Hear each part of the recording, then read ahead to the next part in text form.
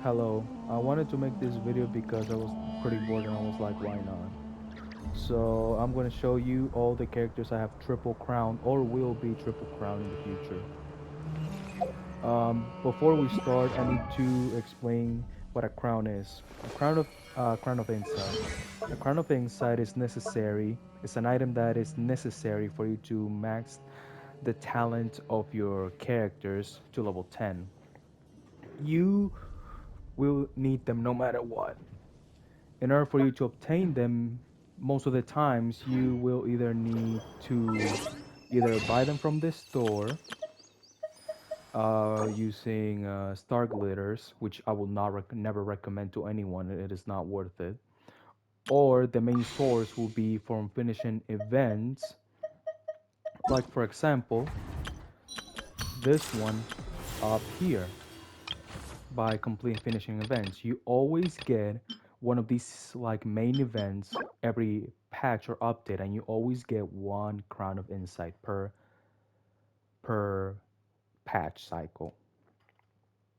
So, which makes them very scarce, a very scarce resource for new players, and you will want to only use them if you really like that character or you think that them being talent level 10 who is pretty beneficial for your account or team. For example, Farina's talent level 10 or skill or such other things. It's based on your taste or what you want to invest them on.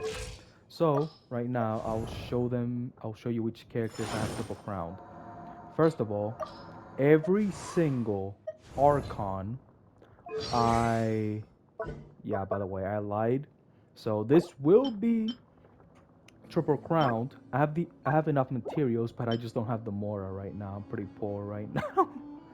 So every single Archon except for two of them, which is Zhongli and Raiden and Venti, because I don't have Venti yet, are triple crowns. So as you can see here, you have Shogun 9 10 10, Furina 10 10 10, Mabuika 10 10 10, Nahida 10 10 10, and the last one is Venti, which I don't have yet. I want to, and of course, my triple crown Archon will be Columbina, since she's basically the Archon of Nokrai, basically. And I hope I get her, and I hope that everyone that wants her gets her. So now, next, instead of the Archons, I want to show my other triple 10 crowns that I have on my account. First of all, Nubialet. I love Nubialet as a character. I thought he was a very cool character on the Fontaine story arc, and I think he's worth of the respect he receives both in lore and in gameplay. In fact, he's so brain dead easy to use that it makes certain endgame content an easy breeze. Next, we have Farina. I mean, come on. Farina, in my opinion, is the best written female character in Genshin right now. I think she's the best written one because her story, how it unfolded, how she had to do what she had to do for so many years, and all of that. I think is just amazing. They did a really good job and made me actually care about her, not only as a god, but as just an individual, just a girl. Next one is Shogun. Shogun, she is just badass. What else can I say? She is amazing. She is she has earned the title of being one of the most badass characters in the entire game, and I can completely understand why it broke sales records when first came out. We'll eventually get her to 10 crown, triple crown. Next, Zhang Li, he is cool. Like, I just wish there was more to him. Like, I mean, there's a lot more to him. They just don't want to deep. delve more into it because he let's see if I remember. He made a contract with our brother or sister, if I remember correctly, and because of that, he doesn't want to tell us anything. And he clearly is a man who has a lot more knowledge than he seems to have. So, which makes him interesting in a lot of ways, and hopefully he'll get more development on the in the future, like more story development in the future. Next, where Nahida. Nahida is quite interesting because I never really cared about the Sumeru story arc. I never really cared about it. I thought it was just alright. I got really bored of it like around midway through it. I thought it was like more of cumbersome than anything else. But I still thought that Nahida as a character was de- really good. Like 7 out of 10 good. So she is just really good overall as a character. Wish there was more to her. Next. Uh, oh yeah, Arlecchino. I just love Arlecchino or Arlecchino. Um, she is. I really love her as a character because she has outright told us that. In fact, it's one of these voice lines. She outright told is telling us that she will betray the Tsaritsa if if it's necessary and it will come to her benefit instead of just go being an ally with her.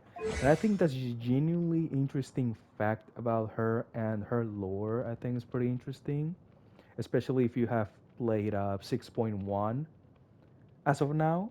No spoilers, of course. And I really hope that we could see more of her. It's like not only her lore and all that, her design is beautiful. I just think she is one of the best designed characters in the entire game. And when she first came out in that one trailer, it's been like 2 or 3 years since it came out. I was like, "Yep, I want her," and she finally came home. Next one, Hu Tao. Hu Tao right now is yet another character that I need to triple crown, but she'll be there eventually. Just give me time. And I just love Hu Tao. Like her Japanese voice actor Takahashi Rie. It's like I just love her. She's yet another happy-go-lucky girl, which can be really boring if there's too many of them. But she was the first one when Genshin Impact came out. I think like the first one that caught your attention because the contrast between her being a happy-go-lucky girl and working in a funeral parlor is such a good contrast. Gap Moe, so to speak, that it made her, it highlighted her even more. Unfortunately, just a little clarify, I don't have Staff of Home up, but I will get it. Next one will be Mabuika, and the last one, I think, if I remember. Mabuika is just I mean, what can I mean, I didn't really care about her that much. I just thought she was mainly a Mary Sue in the story. She was just OP for the sake of being OP. And I know there was the controversy in which, oh, she's a goddess that rides a motorcycle and her attack animation seems off and blah blah blah. Yeah, I get that. But overall, she's a good character. She's a good character for the most part. It's just that there were many parts where she acted more like a Mary Sue than anything else. In fact, I think she would have been way better as a character and it would have made more sense if she came from a dystopian future instead of just being the one god she was 500 years ago. She's the same one. It would have made the story way more interesting if she was from a future, from that future, like dystopian future, where on a chaotic world future where What if the traveler never came to Teyvat? What if and she will be one of those people who will live in that world with no with no without the twins. It would have been a really interesting subject or interesting point that they could have made, but they never did. And yeah, that's all the characters. That's all the characters for now that I have triple crowned. But I can tell you my future ones: Columbina, Varka, and Sandrome.